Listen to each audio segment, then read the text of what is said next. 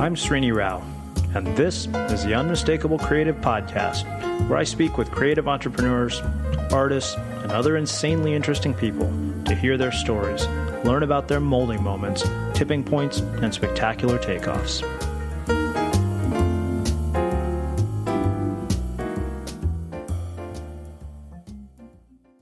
Patti, thanks so much for taking the time to join us. Oh, thanks for the invitation. Always a pleasure. Thank you. Well, I want to ask you my very first question that I usually ask everybody, and that is, can you tell us a bit about yourself, your background, and kind of how that's brought you to doing this work that you do?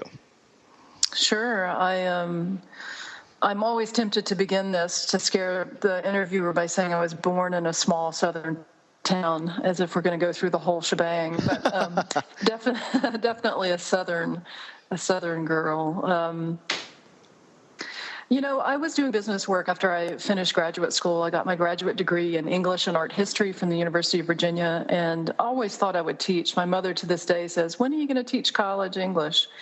Moved to D.C. and got a job in a nonprofit, which really began my career, because I ended up for the next 10 or 15 years building international divisions for relatively large nonprofit organizations.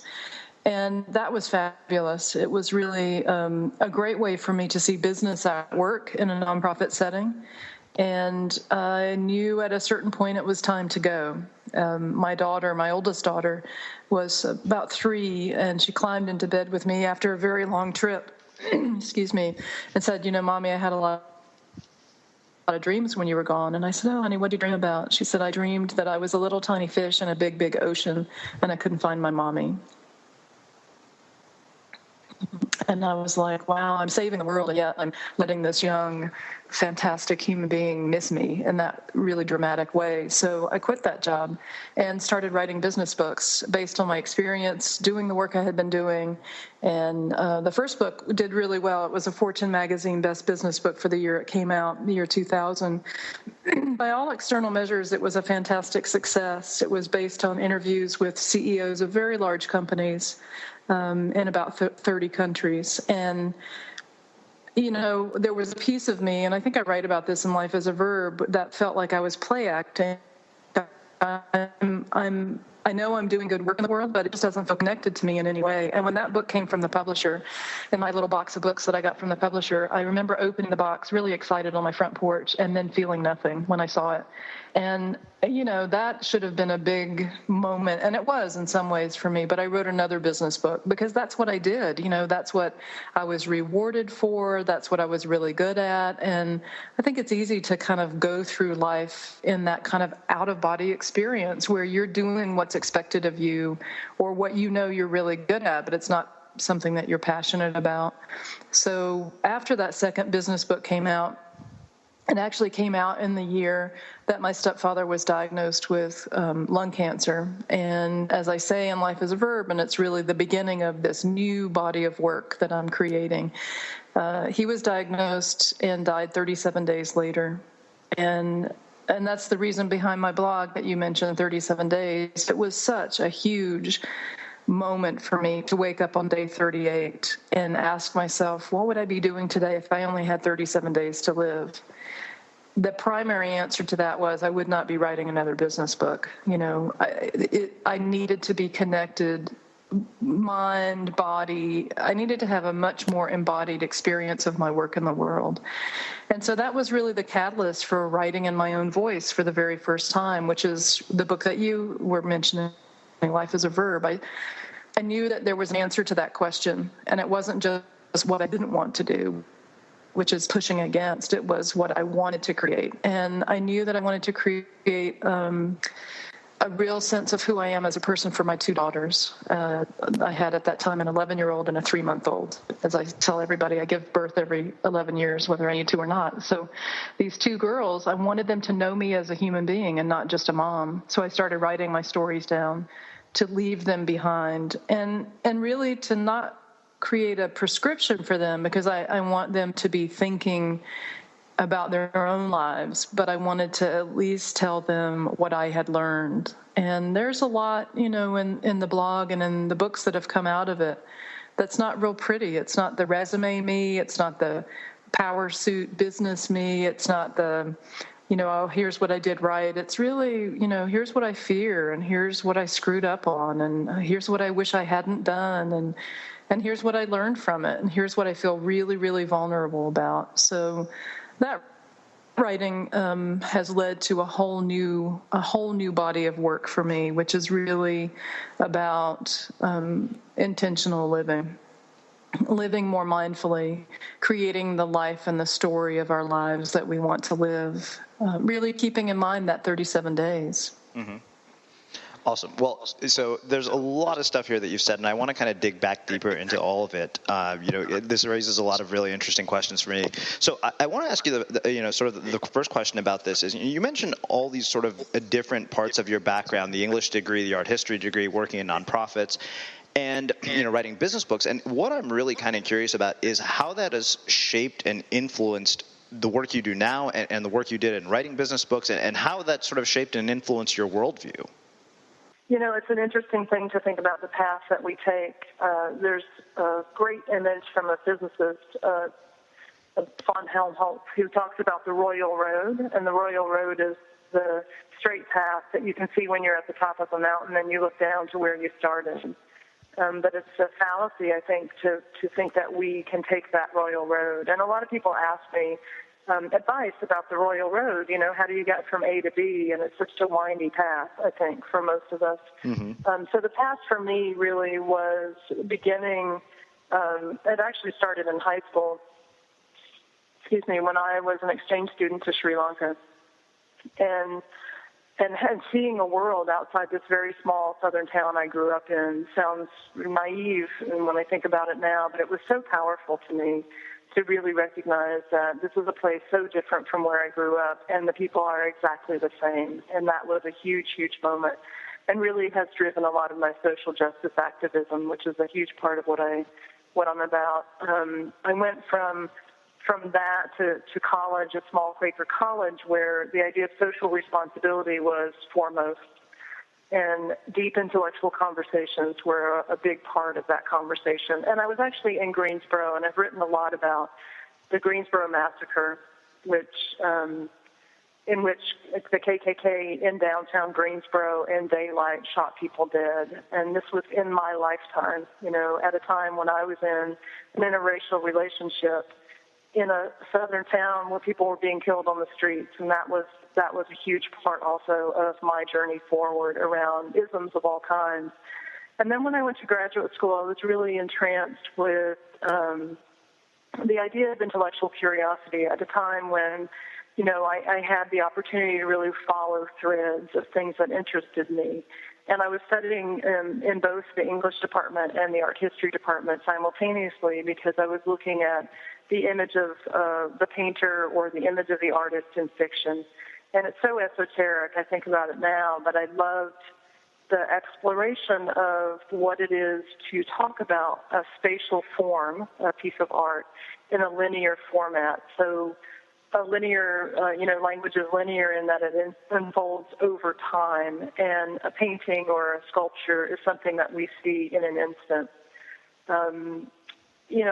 My mother still asks me, when are you going to teach college English as a result of that experience? But I just had a great time unraveling that and really looking at language in a compelling way as an art form in itself, and writing some of my own work, but really looking at things critically more than that. Well, that's not something that you go out and find a job doing. Unless you're going to teach, I want to look at the figure of the artist in fiction as not high on the resume scale. But I had a great time, and I think, and it actually led me to study Mandarin Chinese, because Chinese was the perfect combination of those two forms.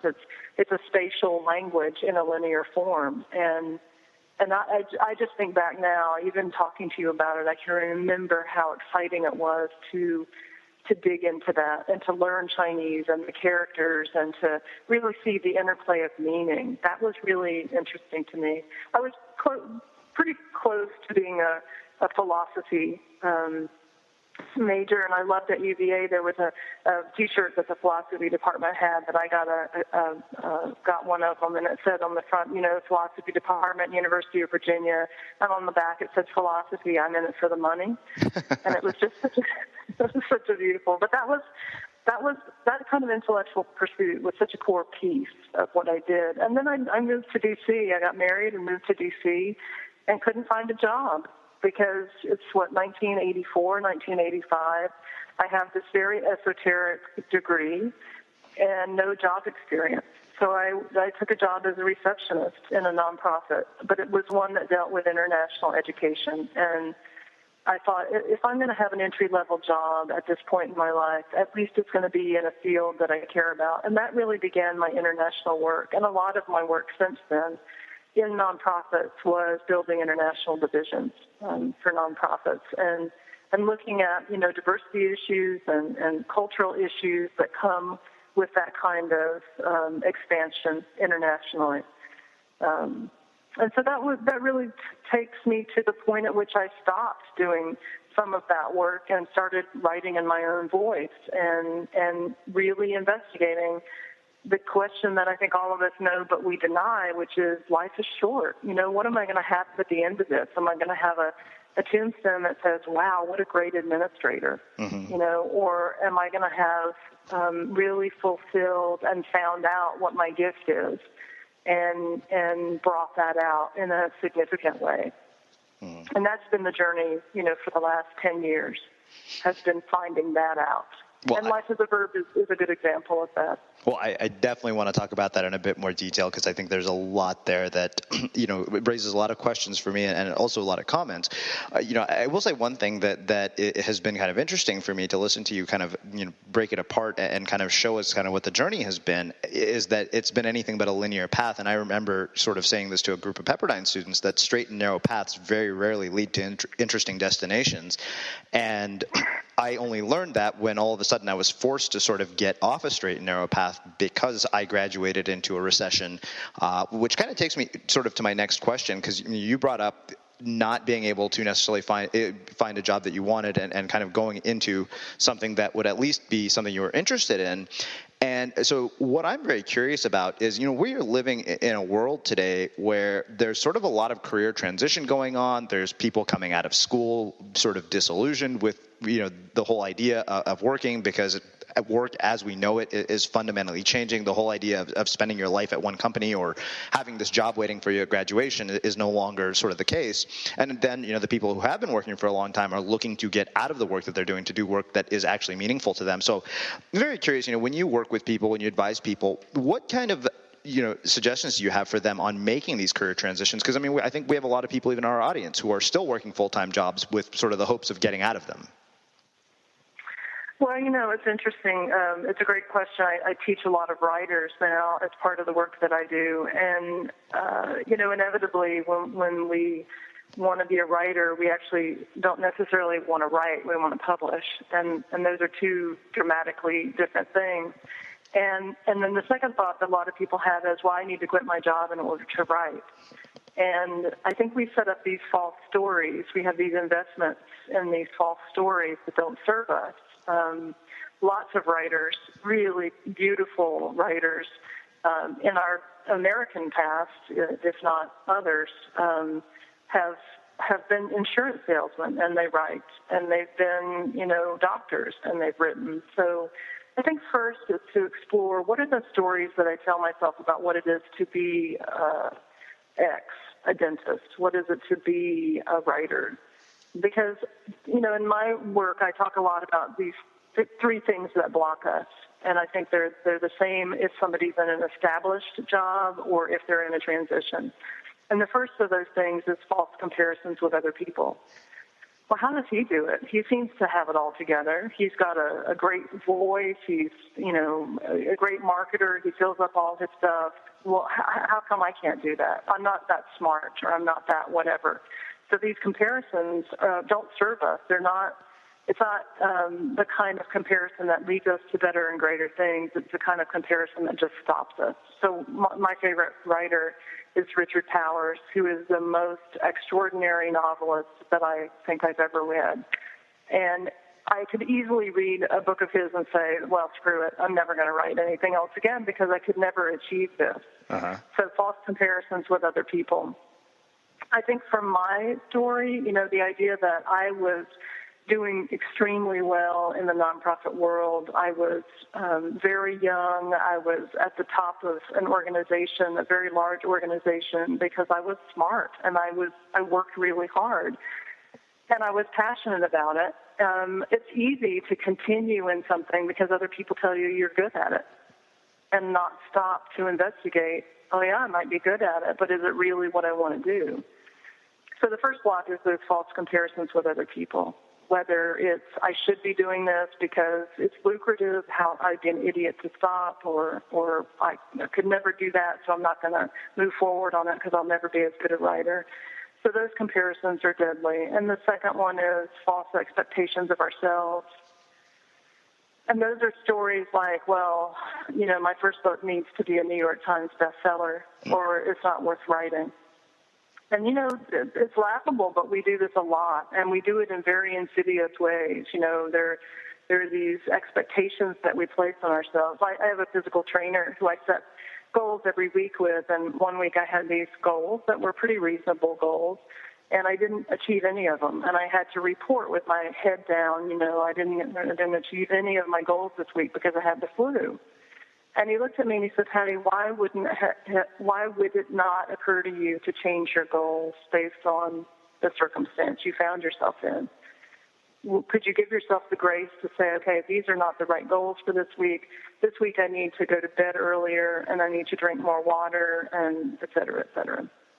So these false expectations of ourselves are also something that stop us. And the third one is false investment in a story. Well, this is what real writers do. Or if I'm going to be a real entrepreneur, this is what I need to do. This is what I should do. This is the story that I tell myself about what it is to be successful. Without the investigation of really internally, what does success look like for me? Mm-hmm.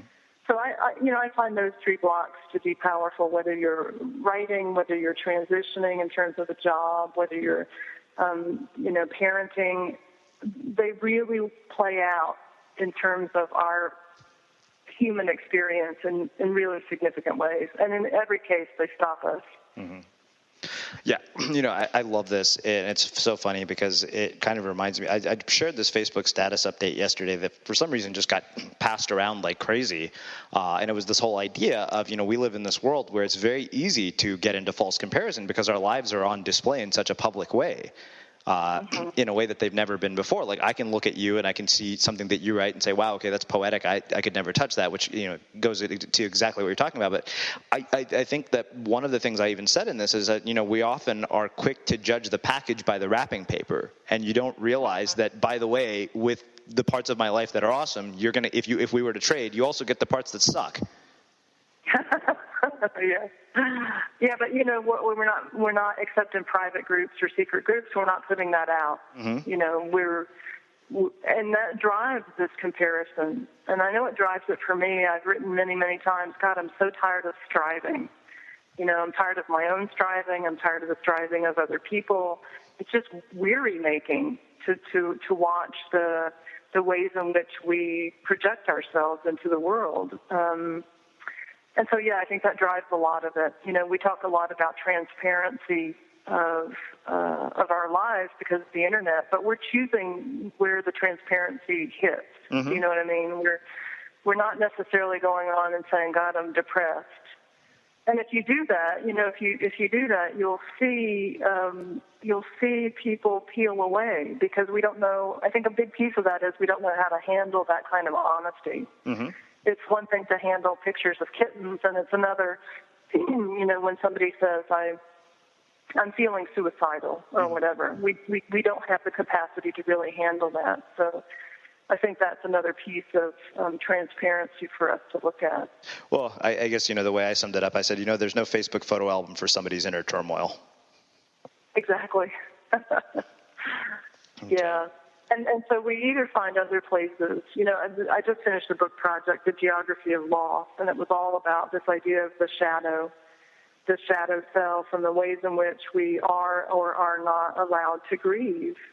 the things that are grievous, the things that are difficult for us, not just death, but losing a job or a child leaving home or, aging, even looking in the mirror and recognizing I look like my mother, that these are big moments for us, and there's very little outlet for that kind of anxiety or that kind of loss. Mm-hmm. The other piece that I think you brought up that, at least for me, sort of resonates a lot just because of the culture I grew up in, is this whole idea of doing what's expected of you, because I've done everything but what's expected. You're a rebel. I always jokingly say, I was like, my sister is the poster child for, success as far as Indian families are concerned. I mean, she is about to start an anesthesiology residency at Yale. And that sounds a lot more impressive than, hey, I started this online show where I interview people. And again, it kind of brings up the point of the comparison thing that we're talking about. And as I can understand you, I can hear you say that intellectually and understand it.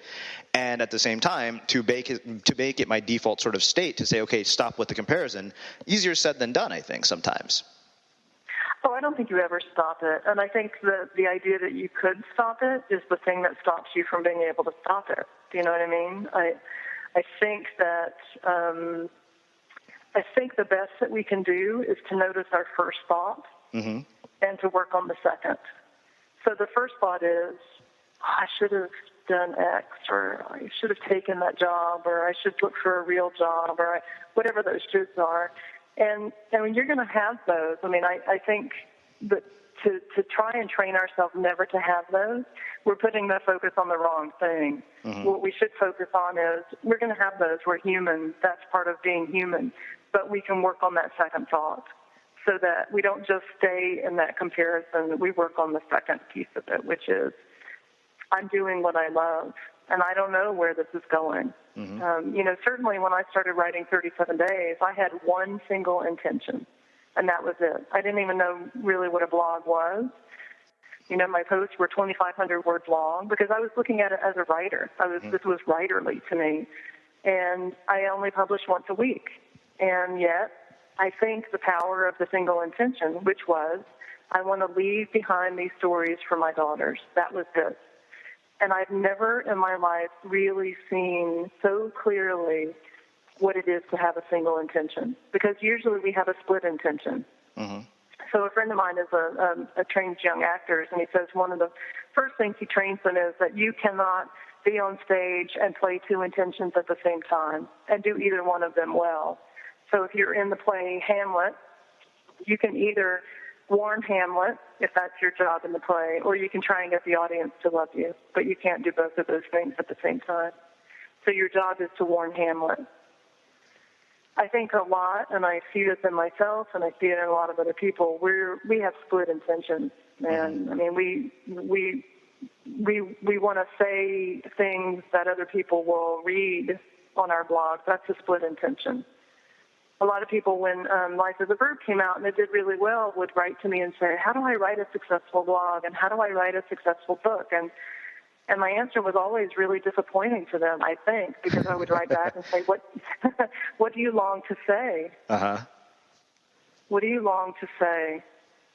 And it wasn't, they had never identified that. They just wanted to say whatever would raise the numbers. Mm-hmm. And I think fundamentally you can do both of those things at once if you follow your single intention, if that's the driving force behind the work that you're doing in the world. Love that.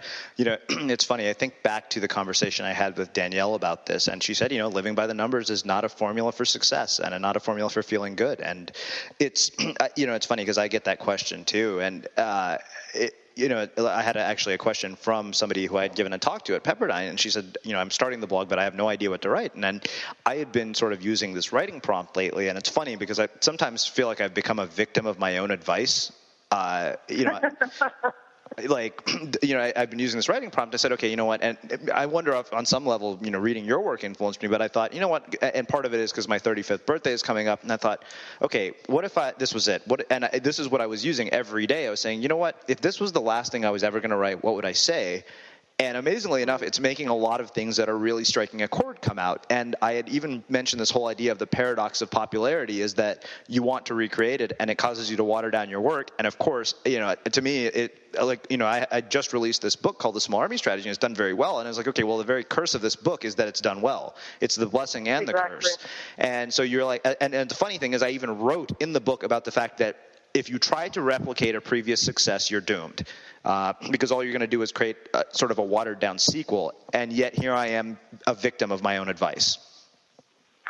It's a funny thing, because at a certain point, I was as worried that Life is a Verb would do well as I was that it wouldn't. Because then your job changes, doesn't it? Then you become an author. Mm-hmm. And there's a whole other job description that goes with that. And it's been a struggle for me, I have to tell you. I mean, yeah, it's been a struggle, because I just now feel like after that book came out 5 years ago, this was the 5th anniversary this fall, I feel like a bobble doll, one of those bobbleheads, and I finally have righted myself. Mm-hmm. But it took a while, because I think you do get swept into Amazon page rankings and royalty checks if you've done it traditionally. And, there's a lot that goes on with being public, even in a small way.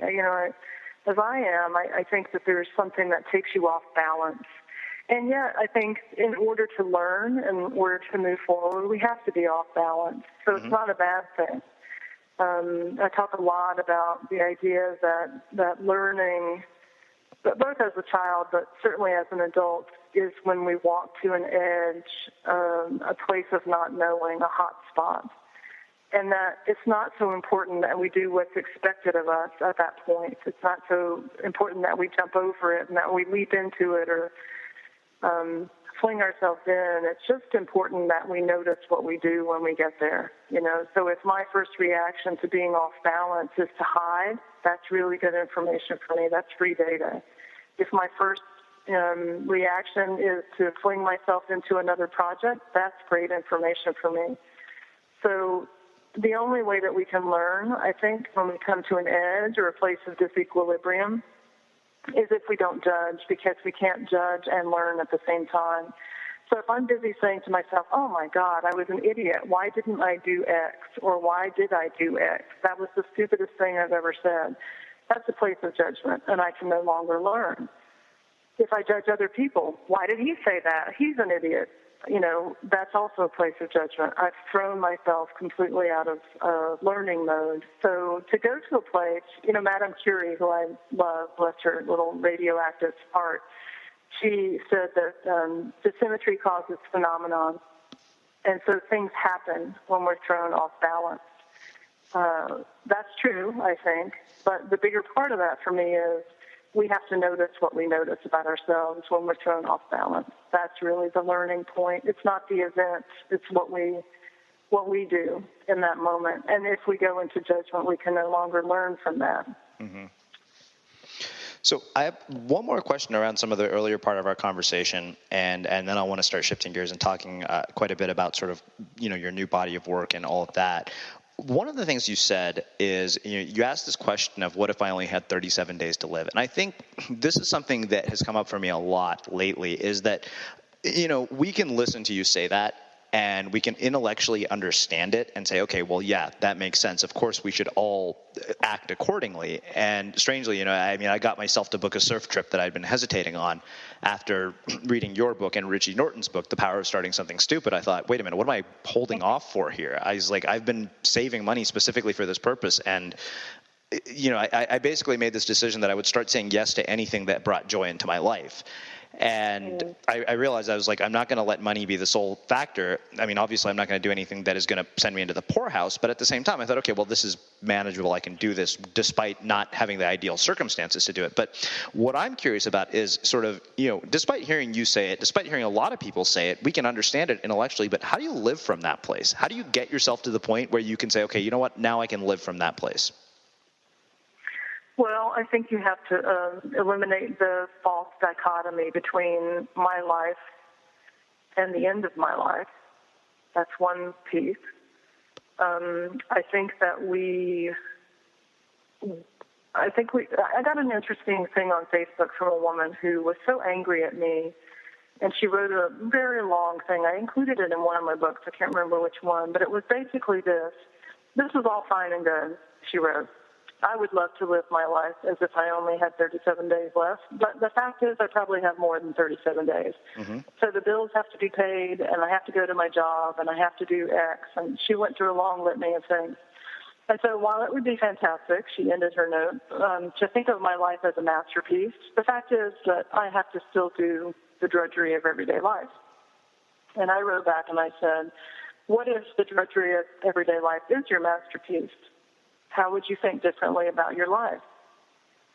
So that we're not separating living the life I would live if I knew I were dying from living the life. Mm-hmm. Because it's a false dichotomy. So how do I look at my kids' lunch not as drudgery but as a piece of art that I can create some surprise for them in that? It's really the integration of this sense of the fact that everything ends, the fact that this is fleeting, the fact is we don't know if we're on day 1 or day 36 or day 37. We don't ever know that.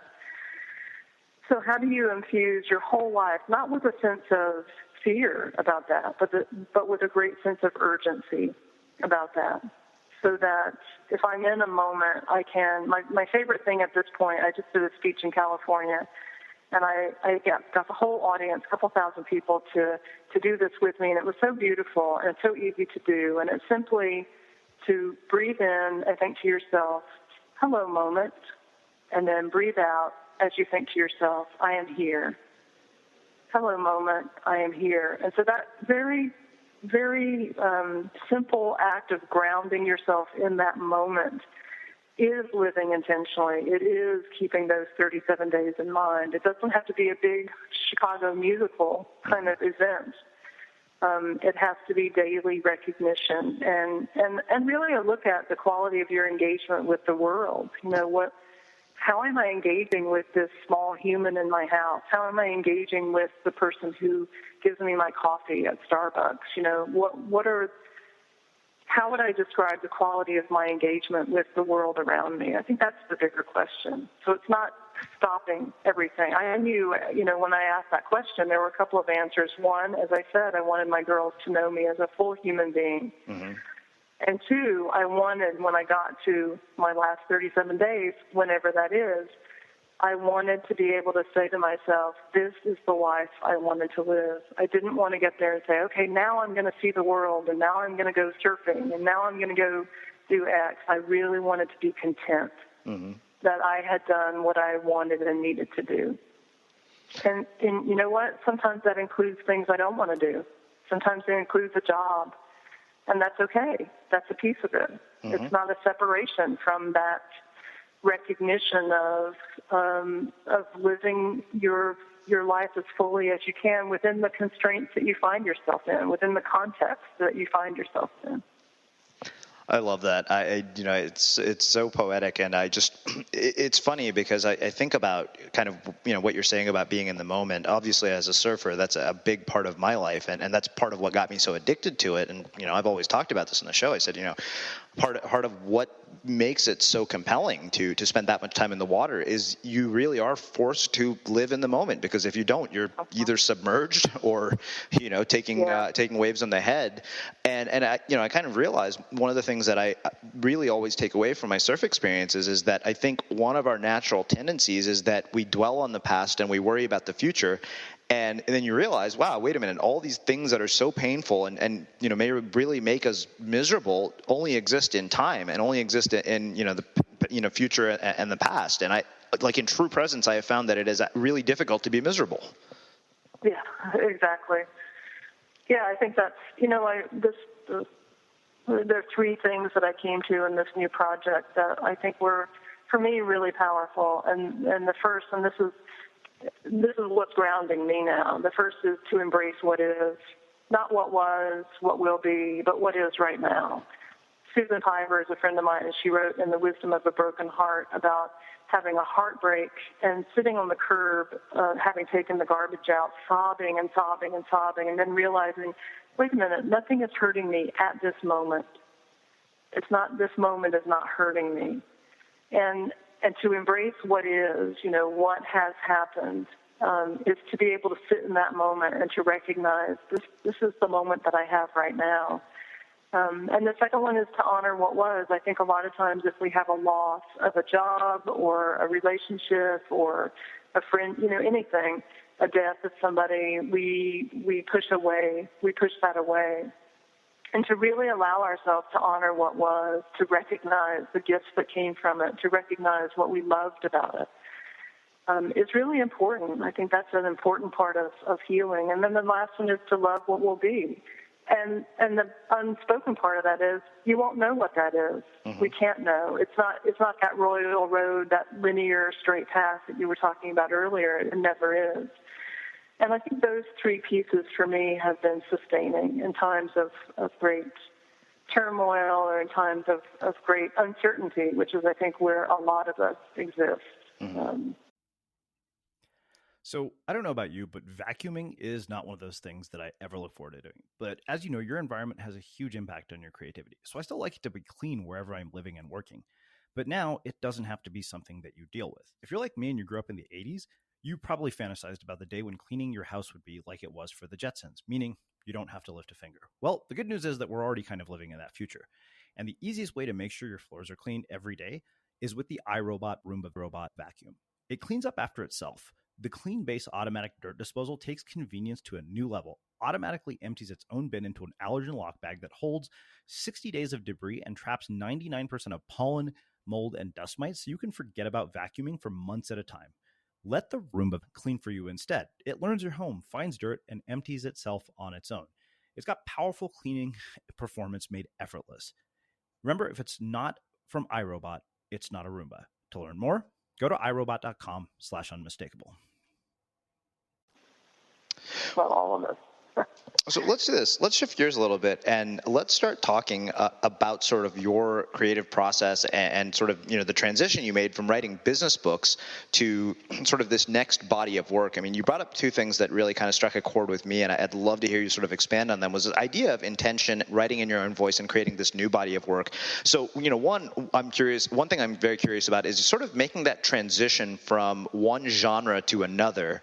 And then, the other part is kind of, one, how do people discover what their intention is, write in their own voice? And then I do want to talk specifically about the book writing process itself, and we'll sort of tie it all together with the business and the speaking and everything else.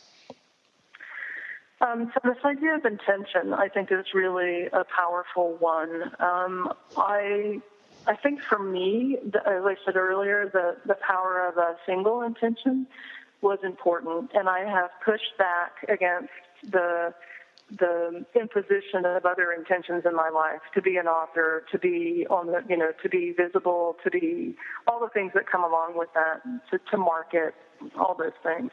Because what happened in that period of time when I woke up and thought, I'm going to write one story a week, and I'm going to play with language. And it really took me back to my graduate school days when I loved looking at words and language. And I hadn't done that because writing business books, you're writing for an intention that is outside of yourself, and it's outside of the language. The language is a tool for something else.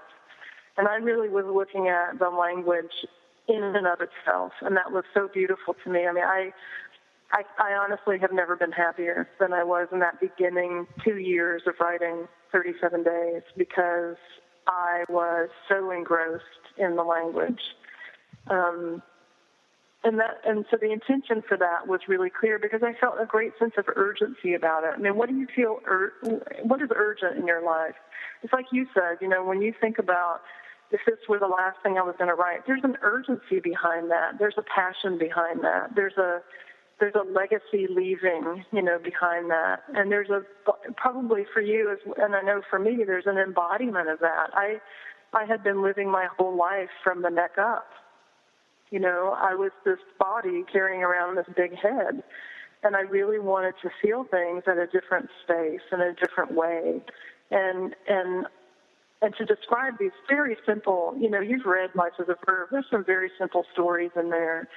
and to get away from the fact that they needed to be bigger or they needed to be bolder or they needed to be something else. I tell a story, a piece that's so funny to me, about going to San Antonio to do a speech, or Austin, to do a speech, and yelling for my husband and saying, oh my God, look at the opening keynote. And I was the closing keynote. He goes, well, that's fantastic. It was the first woman to row solo across the Atlantic. And I was like, fantastic. Are you kidding me? She's going to have these enormous stories of living through, typhoons and eating bugs all the way across the Atlantic. And she's going to have these really fit arms. And there's no way that my stories can survive that. My stories are about Tess, my little girl, carrying a grape around. Mm-hmm. And he looked at me and he said, I didn't know this was a contest. And I thought, wow, these stories that we tell ourselves are so insidious. And if I look back at my single intention, it is to tell my stories, not somebody else's stories, or stories that people will laugh at or love, or, it is to tell my own story. I think when you've gotten there. I think you also know when you're not there, when you're having what I have described earlier as an out-of-body experience. These business books were so well received, and yet it was like somebody else was writing them. Mm-hmm. And that disconnect, we can avoid it and we can ignore it for a certain period of time. And at some point, something in our lives shifts, and we can no longer have that disconnect exist. And so then becomes the moment of, okay, how do I realign, without judgment? Because I could easily go into judgment. Oh, my God, I spent 20 years of my life doing this false work. No, I can honor what I learned from all that, incorporate it into my story as I move forward. But I can't regret it, because that will stop me as well. So to really play around with, what do you feel in your body when you know you're doing work that is important to you? And how do we stop? This is what I hear from a lot of writing students. Well, how do I know if anybody wants to read this? I don't know. But do you need to say it? Do you need to say this? Becomes the question. And it seems so esoteric, and I understand that. But I think the more we are splitting our intention and on that stage just wanting the audience to love us, then we're not in the play. We're not allowing ourselves to be honest on the stage warning Hamlet. We're too focused on, will they like it? And this happened with my second book. I couldn't finish it because I thought, it won't be as successful as Life as a Verb. And I hate to admit that, but I think that was a block, It's what you said earlier. Mm-hmm. You get into that space of, and here's what I know, the thing that has taken the place of your work has become your work. So if wanting the audience to love me has become my work, it's taken the place of writing. That's become my job. Mm-hmm. And I think that's really important for us to think about. What has taken the place of your work? Because that has become your work. And if it's checking your rankings, then that's become your job. If it's, you can name anything. If it's procrastinating, which I'm familiar with, then that's become your job. I can relate. Does that make sense? Oh, that makes perfect sense to me. I mean, I think I've seen your updates on Facebook.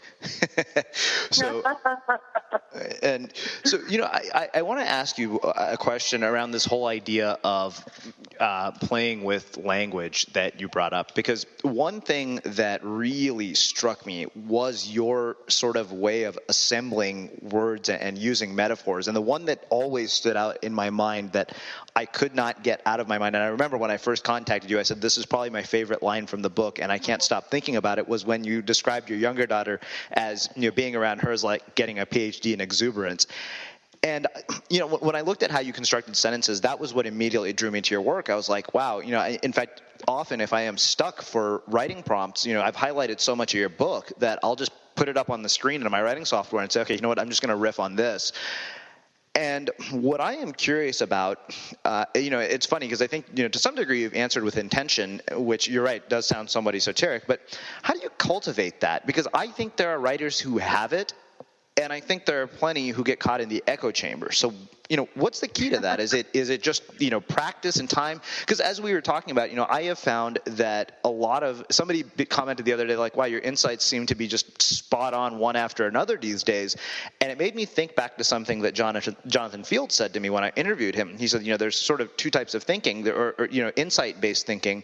And he said insight-based stuff really is just a byproduct of having been at something for such a long time that's how it comes out. Yeah. Well, first of all, I just want to say thank you because I had a little conflict inside myself when Life is a Verb came out because I saw myself as a writer, and it was categorized as a self-help book. Mm-hmm. And so to have you appreciate the language makes me very happy. I think So that was a huge aha for me about what do I believe about my work and how does the world categorize it? And a reviewer said, this is not a self-help book, it's a soul help book, which made me feel better. But I still really am proud of the language in that book. And so thank you for that. That's beautiful to hear. And that came from writing 8 hours a day, every day, for a week on each one of those essays. And that was that kind of dedication and that sort of playing around with language and really seeing it as a tangible thing. Language is interesting. It allows us to have shared meaning with other people. It allows us to express and to understand the meaning that others have for us and we for them. And yet, there's a deeper level of language that I think becomes so much more tactile and so much more, I don't even know what the word is. Ironically, I don't know what the word is to use, but there's a deeper level of appreciation for the word that I hope is embodied in my work. That I want to go beyond the surface of where I've been categorized as helping people to really be attentive to the ways in which language can both free us and not. I think that language reduces reality to a space where we can all identify what's happened. And in that reduction, there's something that's lost. And so I see part of my job as adding that back in, if that makes sense. Mm-hmm. So that the words are not just referential, they have a deeper, different meaning embodied inside of them. And so that's a piece of it for me, and that comes from attention. It comes from a mindfulness about what words are. And I think that came definitely from my graduate career, really looking at how does a writer, for example, describe a piece of art so that I can see it and that there's a different level of understanding about that piece of art when I see it again. So I think language is magic in that way, and I also think language is dangerous in that way. Mm-hmm. And many books that I read, I think, don't pay attention to language in that way. And I love the exploration of it, and it's what you said. It is bathing in words. It is really engaging with them on such a physical level that you can feel them in a different way than if you just write quickly. Mm-hmm. And I'm a fast writer. I write pretty quickly, but it's going back and really massaging and feeling that language in a different way. And I take as my inspiration, not business book writers or self-help book writers. I take as my inspiration novelists mm-hmm. like Richard Powers and others whose command of the language is so powerful that it gives me shivers really to think about. So that's where I find my joy. I love talking about this, by the way. I'm so happy you asked this question because I'm excited. I'm excited talking about it. This was very much the reason I wanted to have you on the show. Like, once I read that line, I was like, okay, I got to figure out how to get her on our show. I'm so happy that you like the language. Oh, that was hands down the thing that stood out to me the most about the book. It was honestly, I think it's interesting, and I will openly admit I'm very guilty of not reading nearly enough fiction. Robert Greene and I had a conversation about this and I've mentioned this on the show before. And, we were talking about sort of our modern day writers on the web, sort of our bloggers and all these people. And he was telling me, he said the example that he sort of referred to was biodiversity, and the sort of more inputs you have in an ecosystem, the richer that ecosystem is. And he kind of described your, absorption of information and information consumption almost the exact same way. And, like I said, I'll openly admit I'm very guilty of reading a very similar type of book. And I've always, even though I know from having conversations like this one that could be the key to really unlocking a lot of, some of the better work that I'm capable of doing. Or, stop absorbing information altogether for a while. Like one of the great experiments I always tell people to conduct is unsubscribe from everything you read for a while, because otherwise it'll drown out the sound of your own voice. It does, and I did that this last year because I just felt so overwhelmed with input that I couldn't. It's like that bobblehead thing, or that those things you had as a kid that you would punch, that would bobble around and then come back up. That's kind of how I felt, and I really had to. I just needed to disengage, and that's what I've done. And except for reading fiction, and I've started more intently reading for 30 minutes aloud to my daughter at night.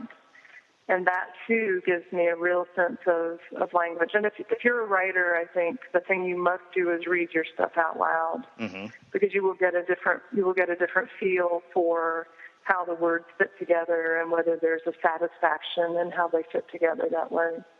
The other thing I think that's really interesting that you brought up, and I've never heard put this way before, is this whole idea of sort of feeling your words. I'd never heard anybody describe it that way, and I'd never even thought about it that way. The idea of, you're taking something that to some degree we consider intangible and saying, okay, make it this tangible thing. Like, how does it how does it taste? How does it feel? How does it sound? All of it. And I'd never thought of it that way. And I think that's absolutely brilliant. So I really, really appreciate that insight. I want to shift gears a little bit, and I want to start talking kind of about sort of the whole inception of the book. Because, one of the questions you probably heard me ask if you heard my other interviews is sort of about the writing process of what were the seeds for life as a verb? Because, there's a lot of people who look from outside of the blogosphere and they have the blog to book deal dream, obviously not realizing what really goes into it, because we sort of hear the outlier stories of people saying, hey, this book got turned into a movie. I started a blog and next thing you know, I was wildly successful. It's like, wait a minute. No, that's not actually the truth. I only know this because I've talked to all these people now. But what I'm curious or, kind of one, what were the seeds for this book idea? And then I'd love for you to talk about your process, because I know that creating something like a larger body of work, which I think ties to our whole body of work conversation, like a book, is a very different process than, say, an individual blog post. So I'd love for you to walk us through that. Then we'll talk about the marketing plan, your speaking, and kind of wrap things up. Well, sadly, my story is I wrote a blog and a publisher came to me and wanted to make a book. So I really apologize for that. But, interestingly, I think also I wasn't invested in an outcome. And so I never thought about writing a book. 2 years into writing 37 Days, a publisher did come to me and say, we've been reading your blog for 2 years and we'd like to make a book. So that's the fairy tale part of it,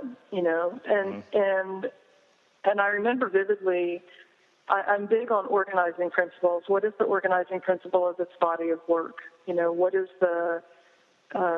what are the practices that emerge from these stories that I've been telling? How can I organize them? That to me is very important, and that's really the process of making a book. It's not just a combination of unrelated blog posts. There's a story to be told, and a story has a certain organizing principle. And I remember vividly the Sunday morning I woke up at 3 a.m. and came down to the computer and had it.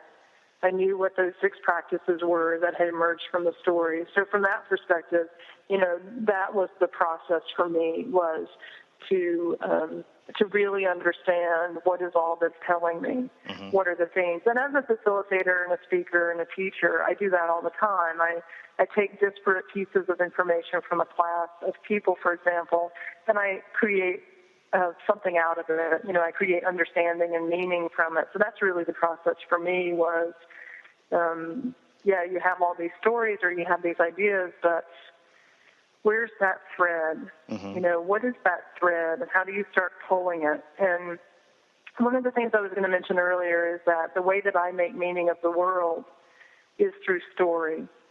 And the way that I create story or acknowledge or uncover story is by following threads.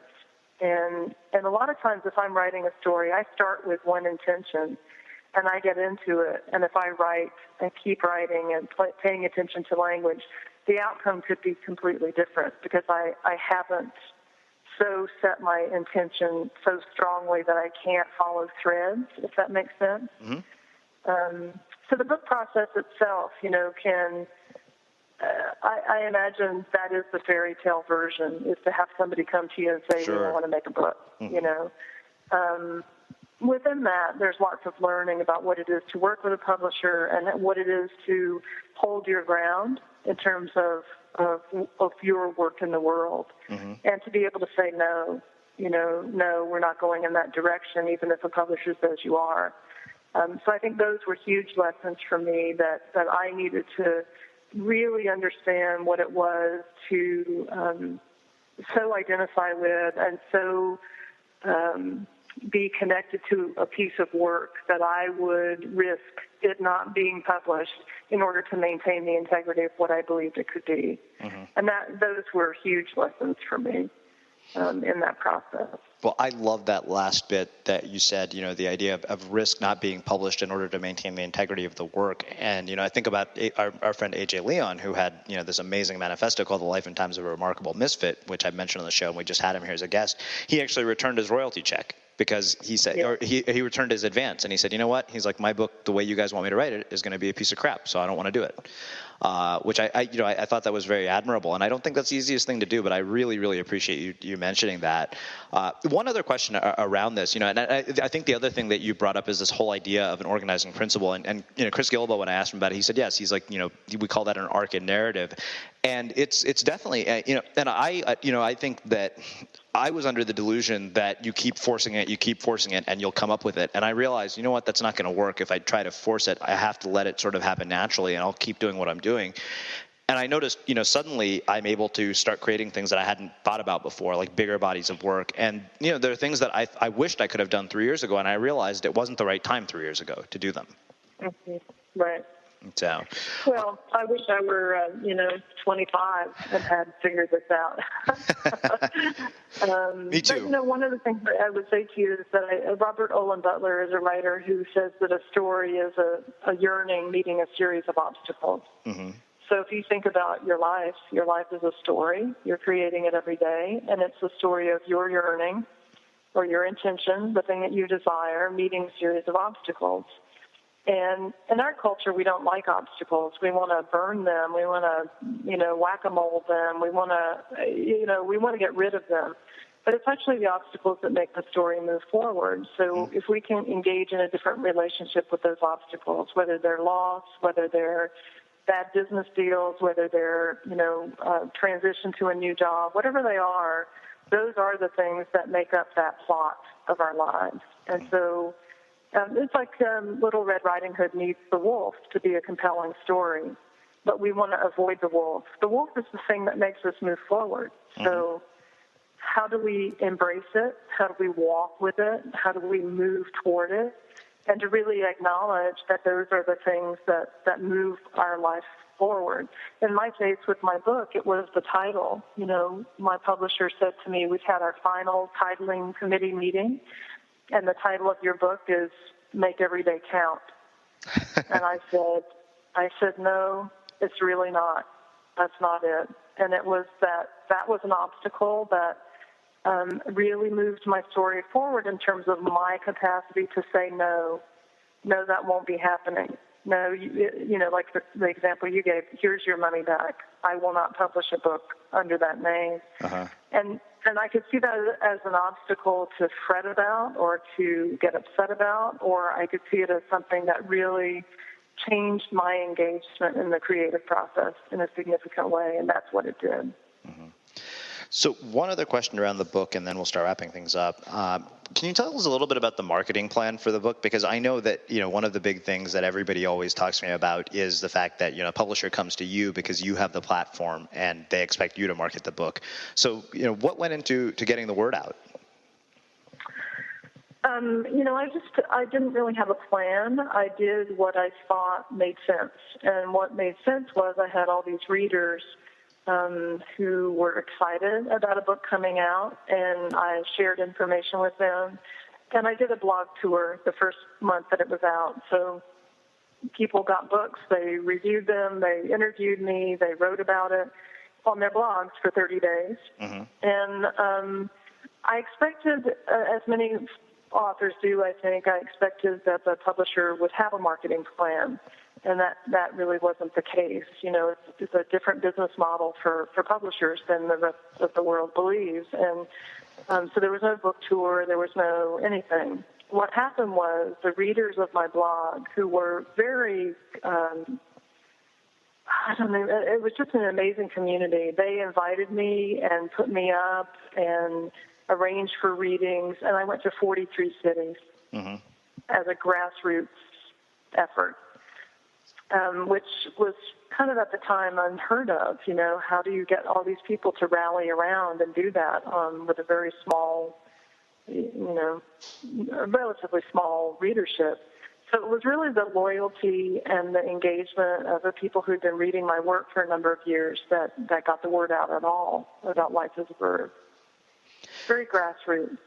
And it's funny because I think that sort of that grassroots mindset is more important probably today than even when your book came out, because we are in such a sort of noisy world. And I think that grassroots concept is probably more accessible to us, even more with all the tools that we have at our disposal, with all the technology. And it kind of, to me, really just makes important the message of a loyal audience versus a massive one. Yeah. Because I think that we get, like, it kind of brings back our conversation about numbers. It's like you can have all the eyeballs in the world, but if nobody cares, then what does it matter? Well, I tell you, it's a great thing that you've just said, because I believe so clearly that engagement with a community, and I'm very community and relationship oriented, and some people are not, but I am. I really, I love conversations with people, and I love the capacity that we have, and very differently now than 5 years ago, to gather people around core conversations that really matter to all of us. Mm-hmm. I'm an early adopter of technology, but I'm certainly, if you miss a day, you're kind of behind. I'm not at the very edge of it, but neither are the people who read necessarily, who read my book. So we have these very compelling conversations with each other, and there's a relationship there that is not based on amassing people. And I think that is really important. It has been for my work anyway. So let me ask you this. I have two more questions for you, and we'll wrap things up. Obviously, all of this ties together now into running it like a business and being an entrepreneur. So how have you connected all of these experiences into sort of in it? I mean, because I think you and I both know books don't make you rich or famous. What? That was my whole business plan. Damn it. maybe there's a part of your story you haven't told us, but I've seen this with a lot of authors, having talked to so many authors. But what I'm curious about is how you connect all the moving parts together into sort of running it like a business, doing the workshops that you do, and everything else. I mean, where's all that come from? And then kind of what can we look at in our own work to find sort of the real business opportunities? Well, it's an interesting question, and for many reasons, not the least of which is I completely changed my quote-unquote business model, if you could say I have one, in the past year. I always have joked for many, many years that I make money when I'm on the road, because that's when I'm training, that's when I'm teaching, that's when I'm speaking, when I'm away from home, and that's true. That has always been true. And I've done a lot of diversity training in my in 25 years of looking at social justice issues, but all of that has been on the road. My youngest daughter, Tess, was diagnosed with Asperger's last June, And I had recognized before that diagnosis that my travel was really causing her pain.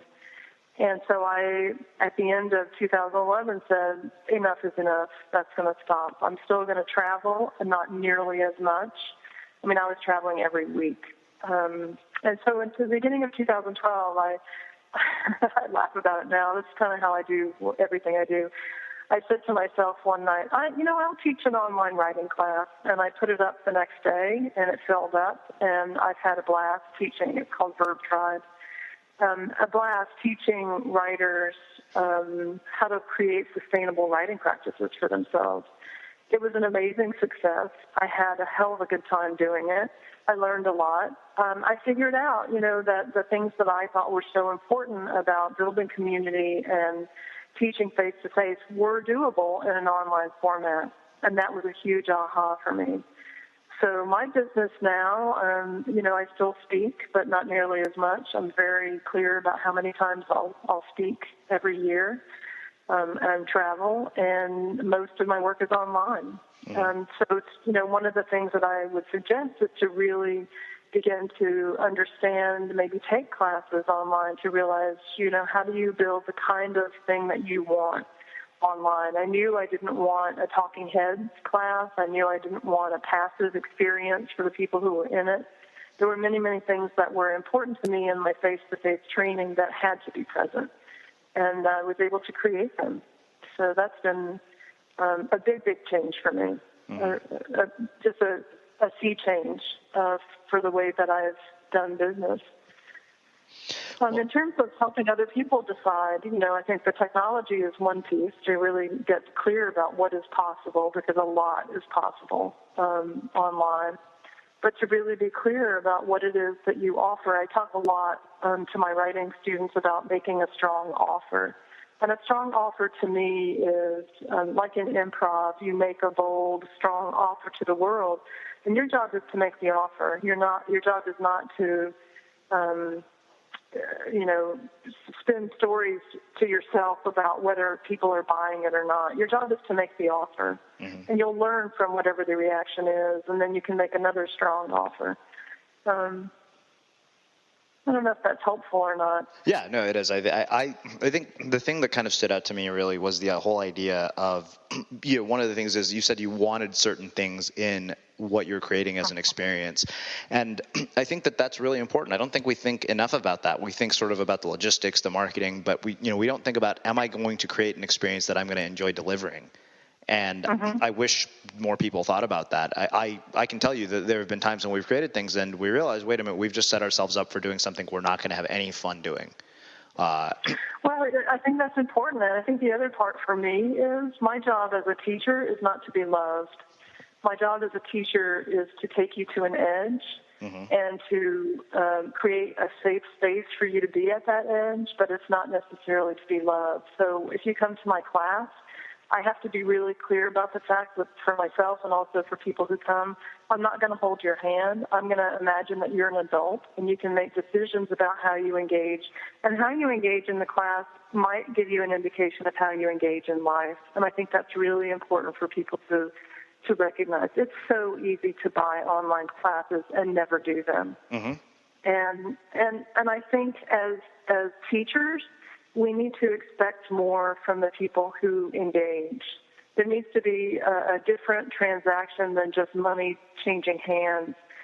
Teaching for me needs to be transformational in some way. Or I don't know, having done quote-unquote transactional diversity training for many years, I'm no longer interested in transactions. I really want people to come to my classes with an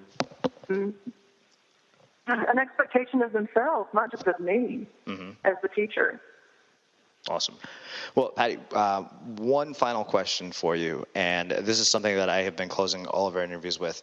One of the things that's been interesting to me as I've sort of observed the online world is just a sheer amount of opportunity that's available to us. And it's strange because on some level, I think that it brings us full circle to that whole idea of false comparison. But, we look at people like Danielle Laporte, like Chris Guillebeau, like a lot of the people who have become sort of published authors, and we look at them sort of as our heroes and our role models. And I've always sort of been curious, what is it that distinguishes the people, in your own experience and sort of what you've observed, who achieve at the highest levels from the ones who don't? What a great question. I think that there's a clarity of purpose that is well honed. I think that there's an embrace within that clarity of purpose of ambiguity that comes with growing. So that I have created a path or a yearning for my work in the world, and I am also open to altering that in some way as the context for my own life changes. I think the other piece for me that's very, very important is that my job is content, and it's not necessarily form. And a lot of people, I think, who are not as successful as some of the people you've mentioned are so focused on form that they're not paying attention to content. Mm-hmm. So an analogy from the writing class is, look, you don't worry about whether it's a play, a poem, don't worry about the form. Is this a book? I don't know if it's a book. You need to do the writing. So to really do the work, to sit down, and Ron Carlson is a writer I love, and he says a writer is the person who stays in the room. And I think the people that you've mentioned and others are the people who are able to have an agile clarity of purpose, and they stay in the room. They do the work. Awesome. Well, Patti, this has been absolutely phenomenal, as I expected it would be. Like I said, I knew when I read your book that you were going to be just an amazing guest for our listeners. I have had such a blast talking to you, and I can't thank you enough for taking the time to join us and share some of your insights. Totally my pleasure. Loved being here. Awesome. Today's episode of The Unmistakable Creative has been brought to you by FreshBooks, the simple accounting solution for business owners who want to skip the headaches of tax time. No more hunting receipts, digging for invoices, or going through records one at a time. For a limited time, you can try it free for 60 days. That's 2 whole months to see how much more efficient it will make your invoicing process. Visit getfreshbooks.com to learn more. And remember, when you get to the How Did You Hear About Us section, enter Unmistakable Creative. And don't forget, when you support our sponsors, you support our show. You've been listening to the Unmistakable Creative Podcast. Visit our website at unmistakablecreative.com and get access to over 400 interviews in our archives.